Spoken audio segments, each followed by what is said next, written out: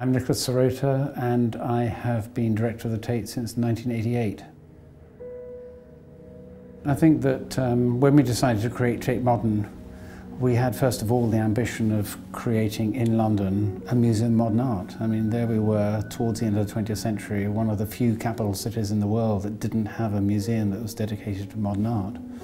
I mean, when I first used to talk about Bankside to people as a site for Tate Modern, they would say, well, where is that? People were not visiting Bankside, although, of course, in the 16th century it had been the centre of the theatre district. It's now, I would say, a better place than most other cities in Europe and nearly as good as New York.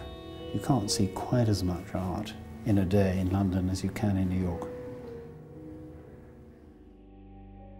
My earliest memories are probably memories of being on the Heath, Hampstead Heath, playing games, chasing girls, enjoying being in the open air, and it was an amazing place to be in London.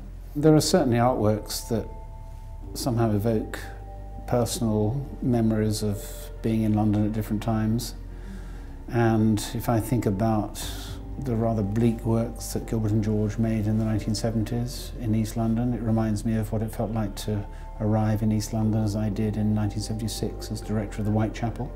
To take another rather more elegiac reference, you go to Primrose Hill. I can't be on Primrose Hill without thinking of Frank Auerbach's amazing series of paintings recording Primrose Hill at different times of the year, different seasons, different times of the day, under different weather conditions. So yes, of course, as I wander around London, I see it as it's been seen through the eyes of painters, sometimes filmmakers.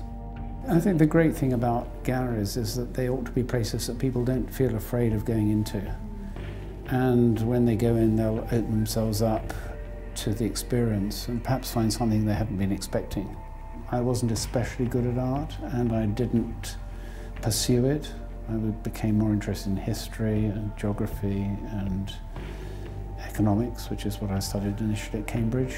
I knew I wasn't going to be a brilliant economist, and I thought I would spend 2 years studying a subject which, even if I didn't pursue in my professional life, would stay with me for the rest of my life. And it caught me unawares, and here I still am.